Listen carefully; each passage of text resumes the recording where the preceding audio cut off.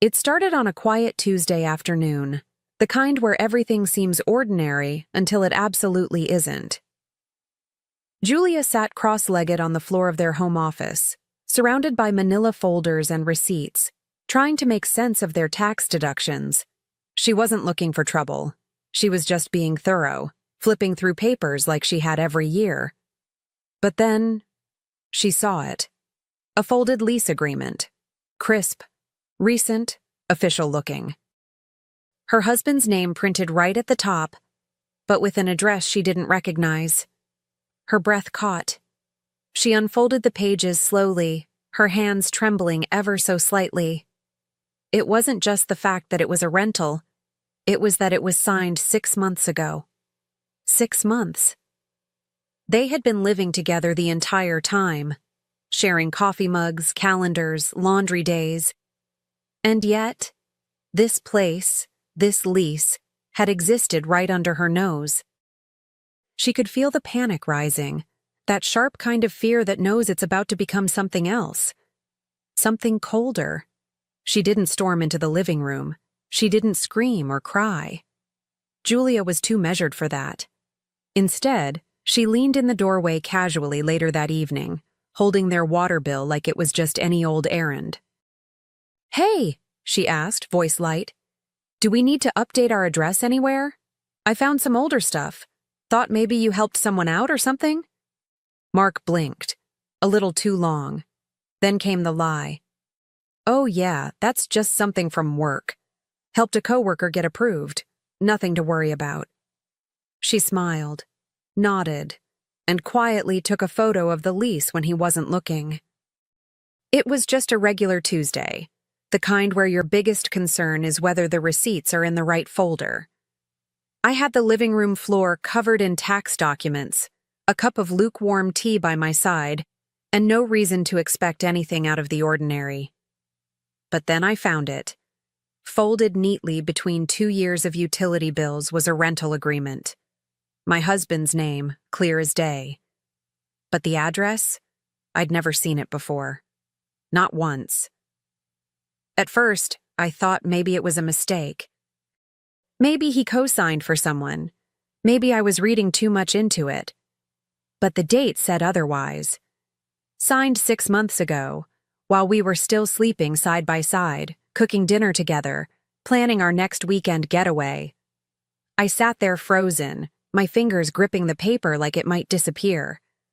My stomach sank, and suddenly, every sound in the house felt louder, sharper, too real. That night I didn't say a word, not about the lease at least.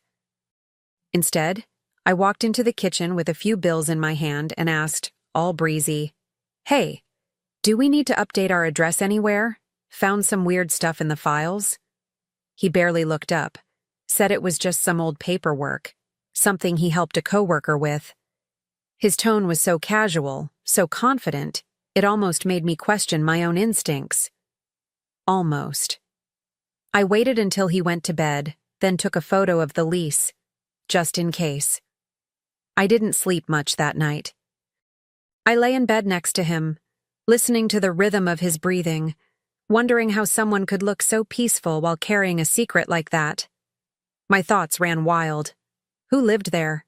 Was it even occupied? Was it his? Or did he lend his name to someone?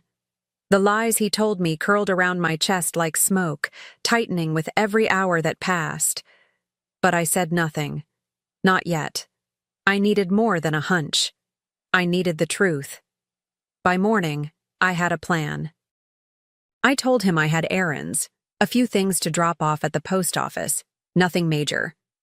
Meanwhile, I zoomed in on the address I'd captured on my phone and mapped the route.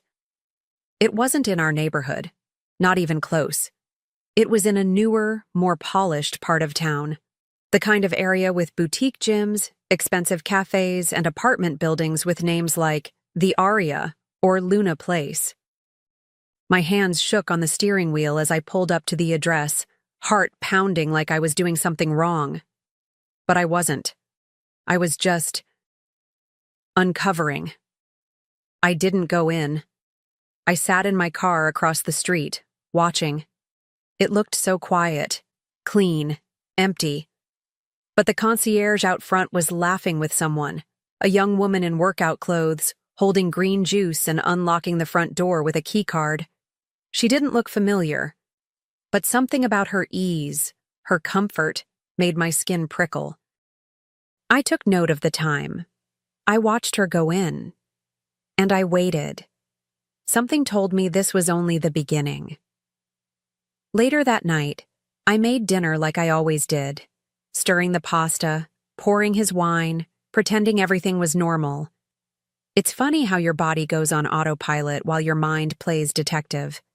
Every glance, every word, every silence between us. I watched it all like I was outside myself. I studied him. He laughed at something on his phone, told me about his day, kissed me goodnight. And I smiled back, steady and sweet, with the image of that lease burning a hole in my memory. Over the next few days, I replayed that moment over and over. I wanted to believe him, I really did. But my gut never lied to me before, and it wasn't about to start now. So I started tucking questions into casual conversations, noting his expressions, his slips, the pauses between words. I wasn't angry yet, not on the surface. But something in me had shifted. Like a door had opened, and the cold air rushed in. I wasn't just his wife anymore. I was watching him, closely. And the more I watched, the more I knew. That lease wasn't just paperwork. It was a breadcrumb. And I intended to follow it, every step of the way, until I found out exactly what kind of life my husband had been renting behind my back. The following week, I found myself parked outside that apartment more times than I care to admit. I wasn't proud of it. But curiosity, once ignited, doesn't just flicker out. It spreads. I sat there with sunglasses on, coffee in hand, trying to look like just another tired woman taking a break from errands. But inside, I was boiling. Because if there was something to uncover, I needed to see it with my own eyes. No more trusting words. Just proof. The first time I saw her again, it stung. She came out mid-morning, hair damp, keys jingling, heading straight to her car with a little bounce in her step. She couldn't have been more than 30.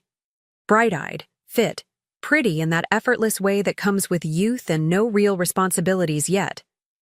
I wanted to hate her, but part of me just felt old, tired. I caught myself wondering if Mark laughed with her like he used to with me, if he told her the same stupid stories, if he made her feel like she was the only one.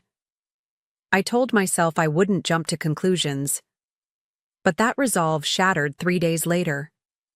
I saw him. Mark. He was walking beside her, both of them carrying groceries. She bumped his shoulder playfully, and he leaned in to kiss her, soft, familiar, completely at ease. I watched from behind tinted glass as my marriage, my life, unraveled in the span of 6 seconds. I didn't cry. Not then. I felt something colder, like the part of me that loved him had quietly walked out and shut the door behind her. I drove home in silence that night. No music, no tears, just the dull hum of tires on asphalt and a mind that wouldn't stop spinning. I wish I could say I felt devastated, but that's not quite it. What I felt was betrayed, yes, but also insulted. Like he thought I'd never look beyond the surface, like I was too soft or too stupid to connect the dots. And that realization lit a fire inside me, because I might have been heartbroken, but I wasn't helpless. When I walked through our front door, the scent of his cologne hit me. It clung to everything, the couch, the hallway, even the sweater I tossed over the chair last week. It felt like being haunted by a man who was still alive, but already living somewhere else. I looked around at our life, the framed photos, the shared routines, and wondered when exactly I became the decoy, the shadow wife, the background to someone else's real story. But I didn't confront him, not yet. I smiled. I asked how his day was.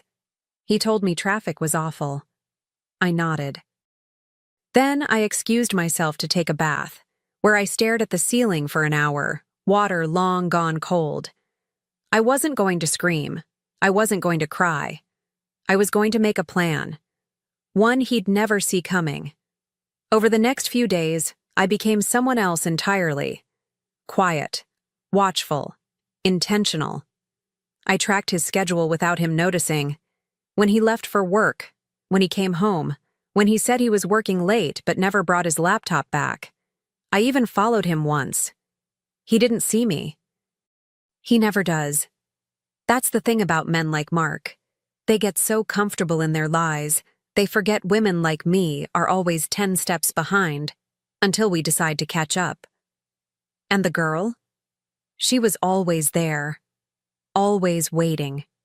She brought him takeout, wore his sweatshirts, smiled at him like he was hers to keep. I wondered what lies he fed her. Was I a crazy ex? A cold, absent wife? Did he tell her I didn't understand him? Men like him always spin a story. And women like her? They believe it, until they don't. But I wasn't going to warn her. Not yet. She wasn't my target. Not really. My eyes were on Mark, and every step he took, every kiss, every visit, every moment he thought was secret, I watched. I collected. I waited. And slowly, carefully, I began laying the first stones of what would become the foundation of his downfall. The first person I called wasn't a friend. It wasn't family. It was a lawyer. I booked the meeting under my maiden name and showed up early, clutching a folder like it held the weight of the world, because in a way, it did. I showed her the lease, explained what I'd seen, and then I asked the question that had been echoing in my head for days. What are my options? She was calm, direct. She told me the truth I already knew, but needed to hear from someone with a sharp suit and a sharper pen. I had a case. Financial infidelity. Deception. Grounds for something much more than heartbreak. That gave me fuel. I stopped reacting and started planning. I began siphoning money out of our joint account little by little into one of my own. Nothing dramatic, just enough that I could rebuild without him when the time came. I started saving screenshots too, bank statements, location shares, text messages. I even began recording conversations, making sure every sweet lie he told me was preserved in crystal clarity. He still kissed me goodbye every morning. I smiled back, already a dozen moves ahead. Then I got bolder. I dressed down, threw on a cheap wig and oversized sunglasses, and walked into that same apartment building pretending to be someone else. Said I was a cousin, here to drop off something for Mark's fiancée. And just like that, the concierge opened up. Told me how sweet they were together. How Mark listed her as his emergency contact. How the staff joked that they'd probably be married by next spring.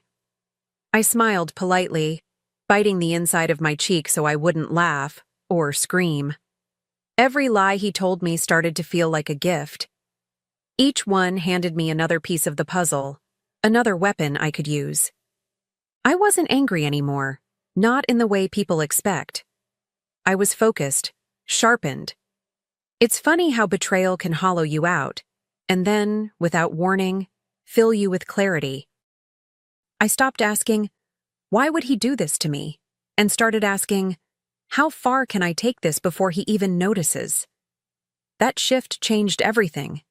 At night, I started writing things down in a journal he'd never find. Times, names, dates, phrases he repeated.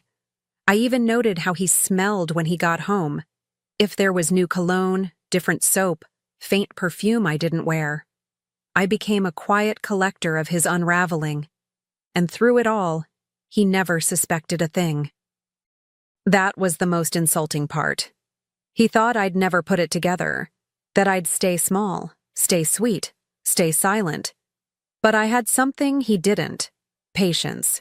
He acted with impulse. I moved with precision. I knew exactly what I was building. And I knew it had to be public, unforgettable, and impossible to recover from. So I began designing the evening. One he'd never see coming. One that would look like love, right up until the very moment it didn't. I chose the date carefully. Not his birthday, not our anniversary. Too obvious. I picked a night in between, one that would feel random to him but symbolic to me. I booked the venue, one of those cozy chic places with candles on every table and a string quartet in the corner. I told him it was a surprise dinner, something to celebrate us. He smiled, kissed my forehead, said he felt guilty for forgetting whatever it was. I assured him it didn't matter. It would. I sent out the invitations with care. Friends, colleagues, even his parents. And of course, her, the fiancé. I messaged her from a new account, said I was a close friend of Mark's who had met her once at a networking mixer, told her we were throwing him a surprise celebration and it would mean so much if she came. She said yes, of course she did. That's what love does. It makes you show up without question. I counted on that. Every day leading up to the event, I rehearsed my part. What I'd wear, how I'd stand, the words I'd say. I wasn't preparing for a fight. I was preparing for closure. Not the quiet, private kind people whisper about. The kind you deliver with a microphone in one hand and receipts in the other. Because sometimes silence isn't strength. Sometimes justice needs a spotlight. The night arrived dressed in charm, twinkling lights, soft music, glasses clinking in gentle celebration. Everything looked perfect. I made sure of it. I wore the red dress he once said made me look dangerous in the best way. The maitre d' greeted guests by name. Mark beamed like the king of some invisible empire, thanking everyone, soaking in the love. He didn't know the ground beneath him was already cracking, that this night wasn't about celebrating him, it was about exposing him. She showed up right on time, the fiancé. She wore a delicate silver dress and a look of excited nervousness. She didn't know anyone, so I greeted her personally, hugged her, told her how glad I was she came. Her eyes lit up when I said I was a friend of Mark's. She leaned in to say how special he was, how lucky she felt. I smiled, nodded, offered her champagne. It was like watching someone step onto a stage they didn't know was on fire. The speeches began. His best friend toasted to many more years of love. His mother spoke about how Mark had always been so devoted. I bit the inside of my cheek so I wouldn't laugh. And then, when it was my turn, I stood. Calm. Poised. I thanked them all, every friend, every family member, every stranger who came in the name of something pure. And then I cleared my throat and said, "There's just one more thing I'd like to share before we end the night." I pulled out the small remote I'd tucked into my clutch and aimed it toward the screen behind me. The projector clicked to life. For a moment, the room stayed still, quiet, curious, warm with wine and laughter. And then the first image appeared. Mark, outside that unfamiliar apartment, unlocking the door. The date stamped clearly in the corner. Then another, him carrying groceries with her. Another, his lips on hers, mid-smile. Gasps echoed across the room like shattered glass. I didn't raise my voice. I didn't need to. "Turns out," I said, steady and even, "Mark's been celebrating an entirely different kind of commitment these past few months. One that involved a second lease, a second life, and a second chance he was never going to give me." The silence in that room felt almost sacred. People shifted uncomfortably. His parents looked confused. His fiancée turned pale, blinking as if she might wake up from the dream any second. Then I walked over to the table where I'd neatly placed copies of the lease, highlighted, time-stamped, undeniable. "The good news?" I said, turning back to them. "The lease ends next month. And so does the marriage." No one moved. Mark's mouth opened, but no words came. I didn't wait for any. I turned to the stunned crowd and smiled with the kind of peace that only comes when you've already let someone go long before you say it out loud. I didn't stay for dessert. I didn't need to. The show was over. And unlike him, I knew when to leave with grace. I handed the mic back, picked up my bag, and walked straight past him, past the wide eyes and whispered shock and the fiancé who still hadn't sat down. I didn't look back. Because once you reclaim your power, there's nothing left to find in the wreckage. Especially not from someone who thought you'd never open your eyes. Outside, the air felt cooler than I remembered. Clean. I took a deep breath and let the silence wrap around me, not like emptiness, but like space. Room to breathe. Room to begin again. I didn't need revenge to scream. It didn't need to break things or burn bridges. Sometimes the most beautiful revenge is simply the truth, delivered with a smile and a door that closes without hesitation. And I knew, as I walked to my car, heels clicking softly on the pavement, that the next 24 hours would be chaos for him. His parents, the other woman, the friends who'd quietly judged me. Let them sort through the mess. I had other plans. Plans that didn't include picking up the pieces of a man who shattered everything on his own. The locksmith came first thing in the morning. No questions asked. Just quiet clicks and turns as he changed the locks on the home I once shared with a man who thought secrets were safer than honesty. I watched from the hallway, arms folded, as he handed me the new keys. It felt symbolic, in a way, like locking the past out, not just the man. That same afternoon, the divorce papers were delivered to Mark's office. I didn't need to see his face, I just needed the receipt of delivery. He called. 4 times, left voicemails filled with stammered explanations, regret-flavored excuses, and pathetic appeals. I didn't listen to most of them. The words barely mattered anymore. They always came too late, like an apology whispered through a slammed door. He even showed up once, knocking, pacing, begging to talk. But I didn't open it. Not because I was angry, because I was done. There's a difference. And as for her, the woman in the silver dress, she left him too. Turns out she didn't know either. Not really. I heard through a mutual acquaintance that she packed up the day after the party, returned the ring, and never looked back. I didn't rejoice in that. But I did find a certain kind of peace in it. A quiet knowing that truth has a way of peeling back every layer, even the ones people try hardest to hide. In the weeks that followed, I cleaned house, literally and figuratively. I sold off the things that held no meaning anymore. The furniture we picked out together, the matching dinnerware, even the framed vacation photos I once adored. It all went. I took the money and invested it in something better. Me. Therapy sessions, a personal trainer, a cooking class I'd always talked about but never made time for. Every move felt like stitching a piece of myself back together, stronger, clearer, untouched by his shadow.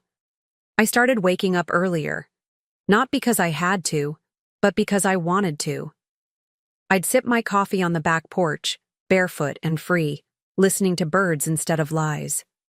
I stopped checking my phone for his messages, started listening to music I actually liked again.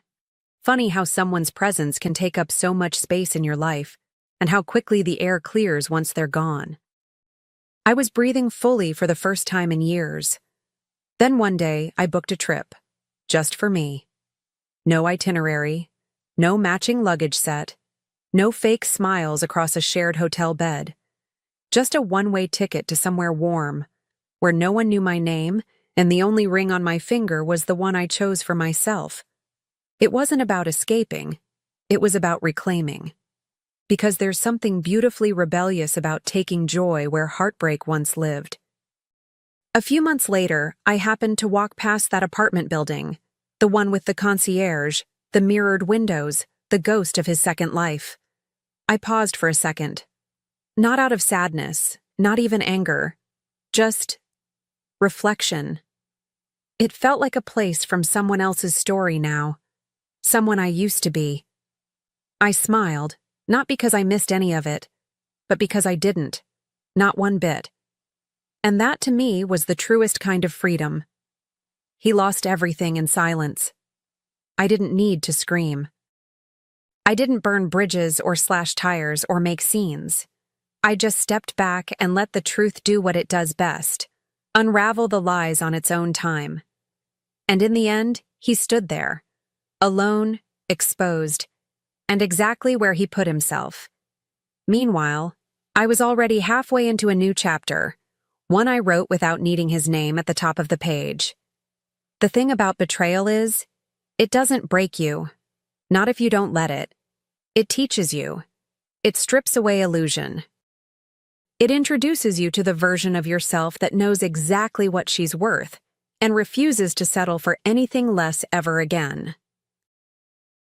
I never imagined my first gallery opening would end with the lights flickering out one by one, leaving me standing alone in the dark with nothing but the hollow echo of departing footsteps. All eyes had been on me, but not for the reasons I had hoped. I stood there, 32 years old, surrounded by canvases that had consumed 3 years of my life, my hands trembling slightly as I reached for a glass of wine that was no longer there. The room, once buzzing with the pretentious murmur of the art world elite, now held its breath. My brother stood across from me, smirking, his designer suit without a single wrinkle, champagne glass dangling carelessly between his fingers. "It suits your career," he said with a dry laugh. "Derivative and soon to be forgotten." For a second, I didn't process the words. I blinked, forcing a tight smile that didn't quite reach my eyes, hoping desperately that I misunderstood. But then I heard it, my father's voice, soft but cutting. "He's lucky we even showed up." He didn't say it like a joke. No trace of humor, no wink. Just fact. A cold confirmation of something I'd always feared he believed. I felt my breath catch, my heart began to race, thudding loudly in my chest as if it wanted to escape. My hands trembled slightly as I straightened my jacket, trying to appear calm, composed. I could feel the weight of the remaining guests' stares pressing down on me like a spotlight I never asked for. I didn't look at Marcus, my brother. I couldn't. But I saw him from the corner of my eye, his mouth curled into that familiar satisfied smirk he always wore when he thought he'd won. Eliza, my partner, stood quietly beside me. She didn't move. Not yet, but I felt her fingers lightly graze mine. A silent question. "Are you okay?" I wanted to scream, to stand up and yell at both of them. Ask why they were always so cruel. Even now, but my throat felt tight, like something was wrapped around it, squeezing. I couldn't get the words out. Why did their words still hurt me after everything I'd been through? Why did I still crave their approval? Was I still the same boy I used to be? Desperate, invisible, never enough. The air in the room turned heavy. I could hear someone coughing awkwardly near the wine table. A guest dropped a program. No one laughed this time, not even the polite kind, just silence. I looked at the painting Marcus stood in front of, my centerpiece. Entitled Homecoming, it featured a door hanging open on broken hinges, leading to a room filled with light so intense you couldn't see what lay beyond. The canvas edges were deliberately frayed, the paint thick and textured. It looked raw, emotional, exactly what I'd intended. I tried to speak, but the words didn't come. I only nodded, as if this was all perfectly normal, being insulted by your own family at a celebration meant for you. My cheeks burned, and not from the 2 glasses of wine I'd managed to drink between forced conversations. Eliza finally stood slow, calm, the way she always did when she was thinking 10 steps ahead. She walked over to the painting, crouched beside the small placard that described it, and started inspecting it with quiet interest. My father tilted his head. "It's about support, showing up," he said, as if Marcus's words hadn't just sliced me open in front of everyone. Eliza didn't respond. She just looked at me, her eyes steady. There was something about her gaze, a spark, a quiet reassurance, and then she whispered, so low no one else could hear it. "Just wait." I didn't know what she meant, but somehow her voice was the only thing that kept me from falling apart right then. Because something was coming, something none of them saw coming. If you had asked me a year ago what my first gallery opening would be like, I'd have told you about appreciative murmurs, sold-out pieces, and people who were proud of me. Proud of us. Instead, I got Marcus's smirk and a scathing review of work he had barely glanced at. But before all that, before the insult and the silence, I was actually excited. Nervous, sure, but excited. The morning of the exhibition, I remember standing in the gallery adjusting the lighting on my largest piece. The gallery smelled like fresh paint and the subtle scent of the flowers Eliza had arranged in minimalist vases throughout the space. Soft ambient music floated through hidden speakers, and for once I let myself believe it could be a good day. Eliza walked in holding a small package wrapped in brown paper. She kissed my cheek and said, "It's perfect, Nate." I smiled, but there was that flutter in my stomach, not the creative kind, but the kind that warned me something might go wrong. I blamed it on opening night jitters. I'd invited everyone, even the ones I wasn't sure I should. Marcus, my father. Aunt Jenna would probably criticize the darkness of my work and suggest I paint something people would actually want in their living rooms. But I invited them all anyway because I thought, maybe this would be the moment things changed. Maybe they'd see me differently now. Not as the quiet, awkward second son. Not the one who threw away a business degree to play with paints. But as an artist, someone who'd grown up. Someone worth showing up for. I had tried so hard for this collection. Years of late nights, teaching art classes to pay bills, rejections from smaller galleries, criticism that made me question everything. And then, out of nowhere, Gabriella Chen, the owner of this gallery, saw my work at a small coffee shop exhibition and offered me this chance. When I got the offer, the first person I told after Eliza was my father. I thought maybe, just maybe, the news would spark something in him. But his response was, "Are you sure it's a good idea right now? The economy isn't exactly friendly to luxuries like art. Right now," as if timing had anything to do with it, after everything I'd been through. Still, I didn't let it crush me. I sent invites, I planned everything myself. Eliza helped, of course, but I insisted, because I wanted to be the one to make it beautiful. To prove I could.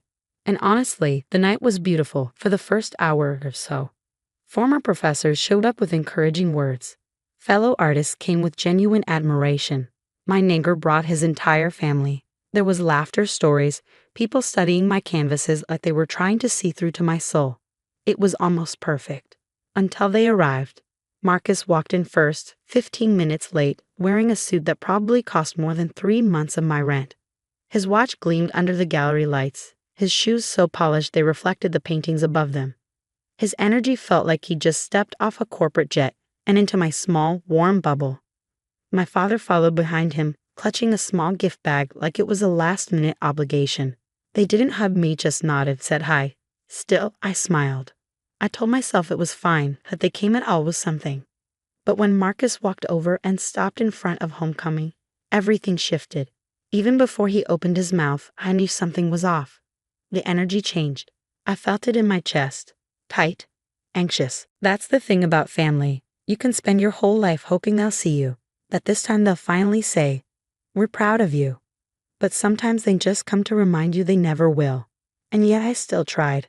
I still wanted the night to be good. I had no idea how wrong I was, or how much everything was about to change. I watched Marcus stare at my painting, the culmination of months of work, pouring my soul onto canvas. He tilted his head slightly, the way people do when they're about to deliver a verdict they know will hurt. "It suits your career," he said, loud enough for the nearby guests to hear. Derivative and soon to be forgotten. The words hit me like a slap. A few people gasped. Some awkwardly laughed, probably unsure if it was supposed to be a joke. But I knew his tone. That wasn't a joke. That was a weapon. And then, as if on cue, my father added his own twist of the knife. "He's lucky we even showed up." It was so casual, so dismissive. Like I was some distant acquaintance who barely made the invitation list, instead of his son presenting the most important work of his career. The room went quiet. The only sound was the faint hum of the ambient music still playing in the background, something ethereal and flowing that now felt completely out of place. I swallowed hard. My fingers dug into my palms as I forced my shoulders to stay still. My chest felt tight, like my lungs couldn't fully expand. Don't break. Not here. Not in front of them. I looked at Eliza. She was standing just beside me, but it felt like the only real, solid thing in the room. Her jaw was clenched, eyes fixed on Marcus, then on the painting. She didn't say a word. Not yet. But her silence wasn't the kind that meant fear. It was the kind that meant calculation, and I knew that look. Still, I couldn't stop the flood inside me. Why? Why was I still letting them do this to me? Why was I hoping for warmth when I knew they only came with cold? Marcus had always been the star, the achiever, the golden one. His investment firm was featured in business magazines. His house looked like an architectural digest spread. His social media was curated to perfection with posts about leadership retreats and charity galas. Me, I was always the one who struggled, the one who needed to apply himself. And when I finally found my voice through art, finally built something I was proud of, I thought maybe this was the moment they'd see me not as the boy who always fell behind, but as someone worthy of standing beside. Instead, they brought contempt and jokes wrapped in poison. Someone near the wine table whispered, "That's kind of harsh," but no one said it loud enough to matter. The weight of that room, it was unbearable, and yet I stayed standing. I didn't run. I didn't scream. I didn't defend myself. I wanted to. God, I wanted to yell, "Get out, both of you." But the words caught in my throat. I just nodded, just smiled, just pretended this was fine, because that's what I've been trained to do, to smile while bleeding. Eliza leaned in and gently touched my arm. Her thumb moved in small circles over my wrist, our silent language. Then she moved, calm, steady, and walked over to the painting like it was something worth protecting. My dad rolled his eyes and muttered, "It's about showing up." But Eliza ignored him. She crouched by the painting, gently touching the plaque and the frame like she knew something we didn't. She looked at me and whispered, "Just wait." In that moment, I knew this wasn't over. Eliza knelt in front of the painting like it was something sacred. Her touch was calm and careful, and somehow, that steadiness helped ease the storm in my chest. Across the room, I could feel my dad's disapproval. Marcus stood with his arms crossed, smirking, just like when he used to hide my sketchbooks or mock my dreams of art school. And tonight he did it again, in front of everyone. But I didn't move. I just watched Eliza. She didn't treat the painting like it was broken. She looked like she knew exactly what she was doing. She glanced at me again and repeated, "Just wait." I gave the smallest nod. Then she turned to Marcus, calm and polite. "This piece is actually really special," she said. Marcus frowned. "It's just a broken door." Eliza smiled slightly. "No, it's more than that." She took out a small remote and pressed a button. The lights dimmed and a soft UV light came on above the painting. And everything changed. The broken door lit up. Hidden paint showed wings growing from the door. Light shone through with stars, galaxies, and tiny people reaching for each other. Around the frame, glowing words appeared. "The breaking is how the light gets in." At the bottom, in childlike handwriting. "They were wrong about you." Every painting in the gallery had a second layer, hidden meanings, quiet power, and messages of hope. Eliza had set out this surprise. The show wasn't what it first looked like. It was much more. Marcus looked stunned. My father was speechless. The gallery owner stepped forward. "This is the real show," she said, smiling. "Revelations. What remains when darkness falls. Nathan doesn't just paint, he transforms." The room clapped. People gasped. Some even laughed in joy. I stood there, overwhelmed, not with shame, but pride. I looked at Marcus. He seemed small now. And my dad, he looked like he wanted to speak, but didn't know how. I walked up to my painting and touched the frame. The UV light made me glow a little too. Maybe I was part of the art now. "Thanks for coming," I said to them. "You were right, there's always more beneath the surface." I paused. "If you're willing to look." Marcus stayed silent, but his eyes said enough. Shock, maybe even a bit of respect. Eliza came over and held me close. And for the first time that night, I felt whole. People wandered through the gallery, discovering all the hidden details. There was magic in the air. I just stood quietly, hand on the frame, letting it all sink in. I kept hearing whispers. Extraordinary, beautiful. Words I never thought I'd hear about my work. Marcus didn't say a word. He just left. But my dad stayed. He stood in front of homecoming for a long time, then walked over to me. "I don't get it," he said softly. "But it's powerful." From him, that meant everything. He gave me a small gift, a photo of me as a kid, proudly holding my first painting. "Your mom always kept this," he said. She saw your gift first. Then he left too, but slowly, like he was thinking. Later, Eliza and I sat together in the gallery. She kissed my temple and asked, "You okay?" I nodded. Not just okay, changed. The whole exhibit had been my idea. The dual layers, the hidden truths. It wasn't a trick. It was about how we see the world and what we miss in the dark. For years, I tried to be what others wanted. I smiled through insults and stayed quiet to keep peace. But now, I knew, sometimes silence is strength.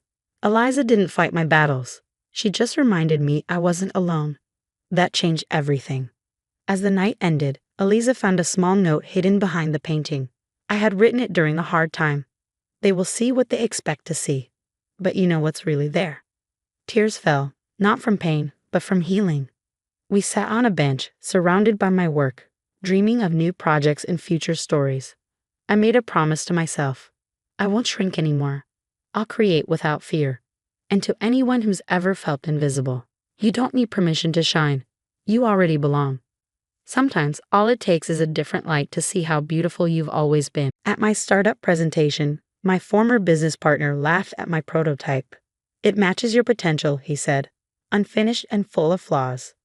My mentor nodded. I only came as a professional courtesy. I stayed quiet.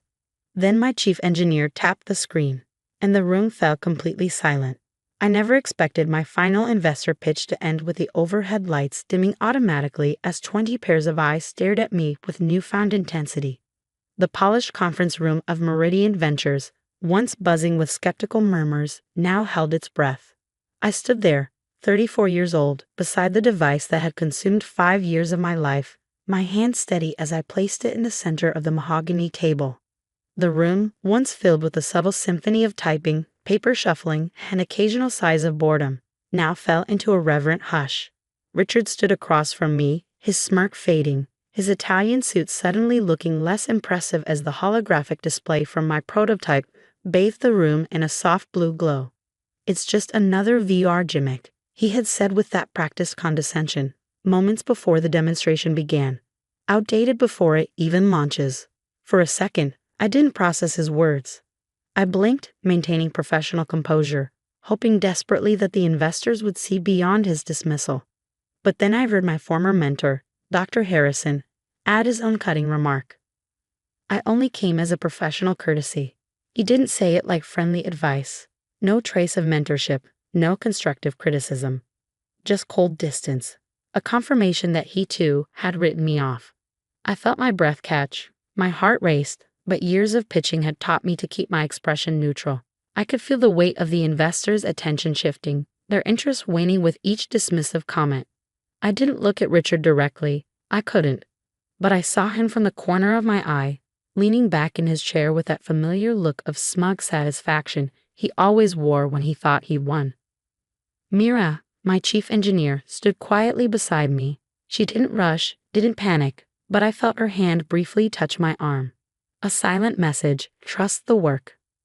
I wanted to defend myself, to remind Richard that he was the one who'd abandoned the project when funding got tight, to ask Dr. Harrison why he couldn't see that we'd solved the very problems he claimed were insurmountable. But my throat felt tight. The words wouldn't come. Why did their opinions still affect me after everything I'd accomplished? Why did I still seek approval from people who had systematically underestimated me? Was I still the same uncertain founder I'd been 5 years ago? Unseasoned, overeager, too idealistic? The atmosphere in the boardroom grew heavier. Someone coughed awkwardly near the refreshment table. An investor checked her watch. No one made eye contact anymore, not even the friendly face from Accurate Investments who had seemed so engaged during my introduction. I looked at our device, the Neuralink, sitting on the table.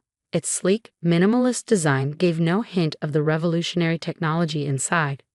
From the outside, it could have been mistaken for an elegant paperweight or an abstract sculpture. It looked simple, unassuming, nothing like the bulky headsets that dominated the market. I tried to speak, to begin our demonstration, but hesitation crept in. I only nodded, as if this moment of doubt was all perfectly normal. As if being publicly undermined before your life's work was even shown was just another Tuesday. Mira finally moved, calm and methodical, the way she always approached problems, whether in code or in life. She walked to the device, her movements deliberate, and placed her hand on its smooth surface. Dr. Harrison sighed audibly. The market is saturated with half-baked BR solutions, he said, as if Richard's dismissal hadn't already poisoned the well. Mira didn't respond. She just looked at me, her eyes steady. There was something in her gaze, certainty, faith, and then she whispered, words meant only for me. Let it speak for itself. I didn't know exactly what would happen next, but her quiet confidence steadied me. Because this wasn't just another pitch. This wasn't just another rejection waiting to happen.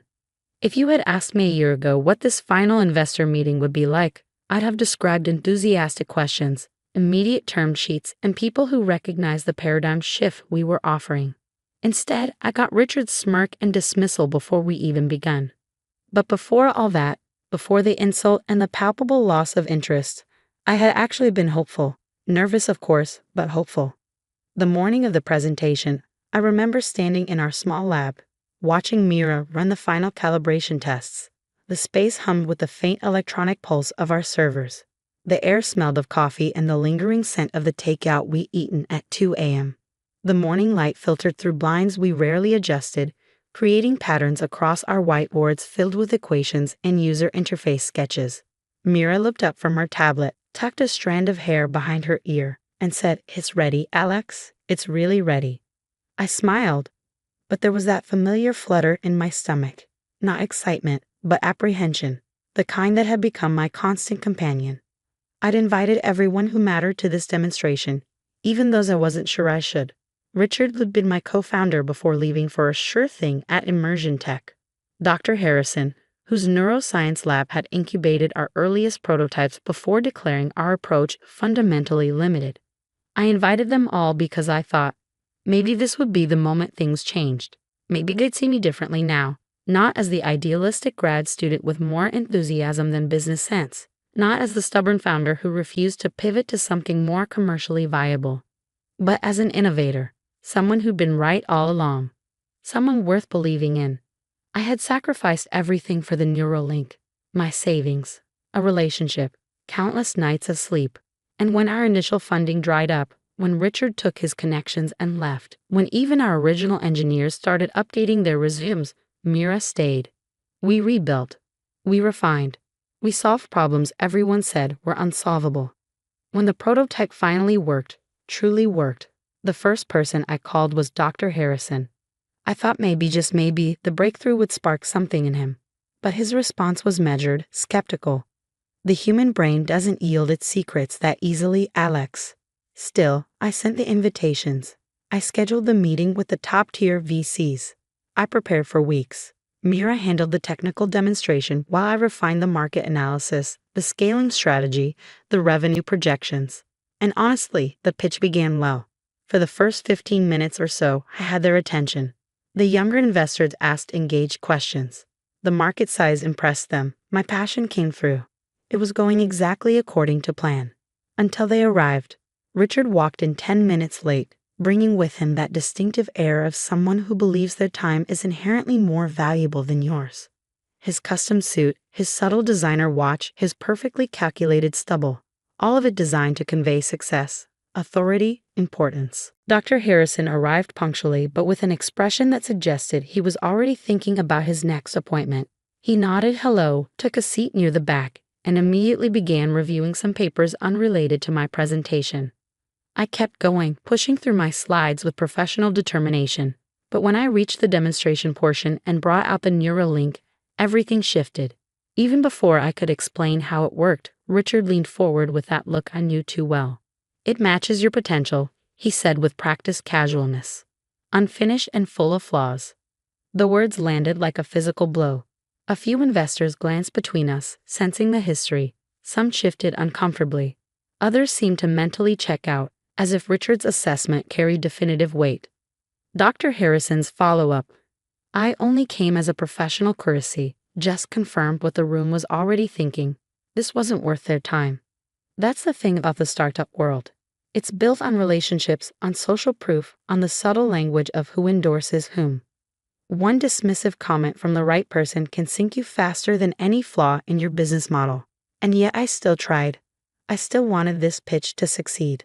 I had no idea how drastically everything was about to change. I watched Mira approach the neural link, her movements precise and confident despite the heavy atmosphere in the room. Unlike me, she seemed entirely unmoved by Richard's presence or Dr. Harrison's skepticism. Her focus remained solely on the device, our device. Richard checked his phone, barely bothering to look up as Mira began the demonstration. Dr. Harrison maintained a polite but distant expression, the kind reserved for former students whose work you've already mentally dismissed. The tension made the air feel thick, each breath requiring more effort than it should. But I didn't interrupt. I didn't try to defend our work with words. I just watched Mira, trying to draw from her steady composure. She placed her hand on the smooth surface of the neural link, her fingers finding the nearly invisible sensor panel. With her other hand, she tapped a sequence on her tablet. Neuralink isn't just another VR headset, she began, her voice clear and measured. It doesn't create artificial realities. It reveals the one we already share. Richard scoffed quietly, but Mira continued as if she hadn't heard.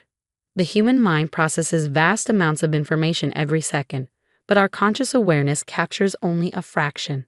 Neuralink accesses those deeper layers of perception and cognition without invasive procedures. She pressed her palm more firmly against the device.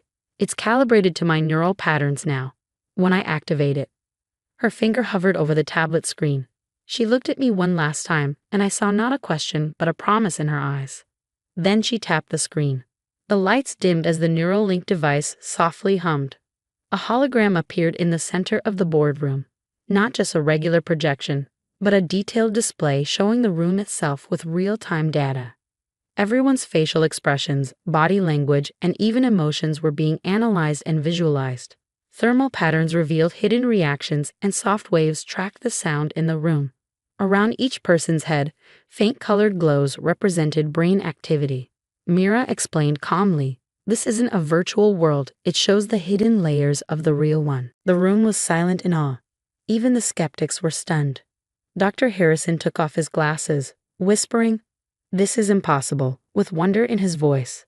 An investor leaned forward, asking about clinical testing. I replied confidently, "We had early approvals and strong research lined up." As investors whispered and excitement grew, I noticed Richard and Dr. Harrison. Richard looked shaken, like he regretted walking away. Dr. Harrison was scribbling notes, deeply engaged now. Mira continued showing how the tech worked. No wires, no implants, just thought into action. For 20 minutes, no one looked away. When the lights came back on, the room was still. Then Barbara Chen stood up and invited us to dinner, a clear signal she was ready to invest. Others followed quickly. I kept calm on the outside, but inside, I felt something powerful break free. All the doubt and rejection I faced was falling away. As the room cleared, Richard approached me.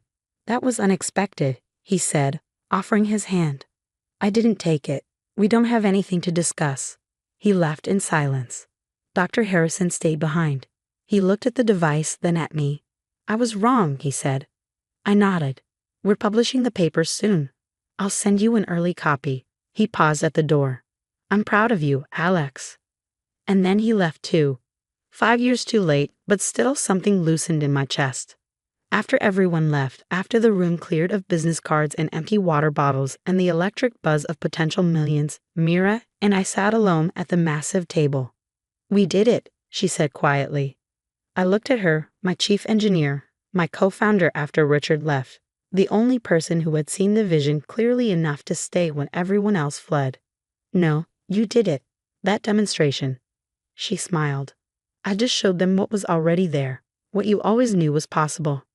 We sat in comfortable silence for a moment, both processing the seismic shift that had just occurred in our professional lives. Tomorrow would bring lawyers and term sheets and valuation negotiations. Tonight would probably involve expensive champagne and disbelieving laughter. But right now, in this moment of perfect stillness after years of struggle, I made myself a promise. I would never again doubt the power of persistence.